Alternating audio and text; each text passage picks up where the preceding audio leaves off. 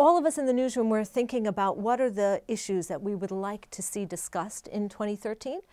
And I picked one that I've been ruminating about for quite a while, and that is what I see as the decline of marriage in the non-Orthodox Jewish world.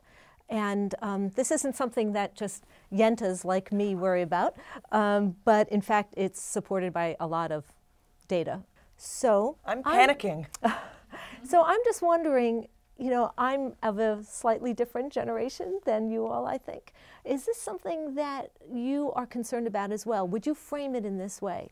Meredith, what do you think? Well, keep in mind I'm an advice columnist, so that's why I asked you. My day is spent reading letters from people who have marital problems or relationship problems. So as much as I'd love to see more marriages, I also want to see more successful marriages. And I find that when people get married young, and I'm saying under 25, I'll define that as young, they're the people who write me letters.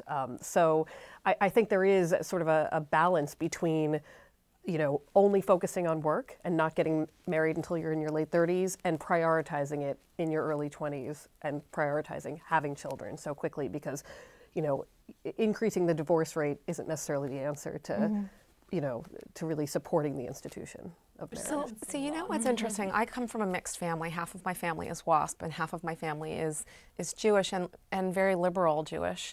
And that half of my family is much more diverse, interracial, intermarried, interfaith, and then the WASP side.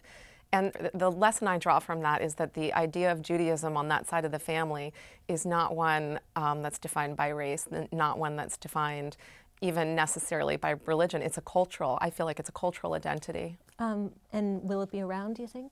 In well, 20 or 50 years? I mean, I have a different way of seeing my Jewish part of my identity. I think that's part of it too, but we have to be honest with ourselves. I mean, the birth rate for non-Orthodox Jewish families is about 1.3%.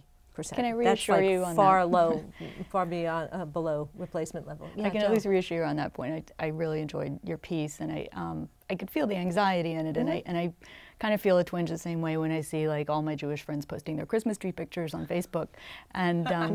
But before I was a comedy writer, I was a medievalist, and wow, because hilarious Jewish life in the Middle Ages. But studying the families in Rome, where the records are very good, Jewish people in Rome tended to get married late 20s, and this was when life expectancy was much shorter, and have about 2 children. So Jews survived. We're surviving. I mean, the Orthodox and ultra-Orthodox marriage rate and birth rate is really high. What I'm worried about is liberal progressive Judaism surviving. I have the solution. What? All of those Jewish doctors should just work on the fertility issue. Just like make it easier for me to have a baby a little bit later, and then everything is going to work out. Jewish doctors, you know what you have to do. Yeah. Can I just say, we might also be focusing on the wrong thing, because the other statistic is that the more educated you are, the later you marry and the fewer children you have. Absolutely. And that's actually a much more worrisome problem if you think 500 years into the future. In fact, I'm just thinking of Idiocracy now. Yes, there was a movie based on that.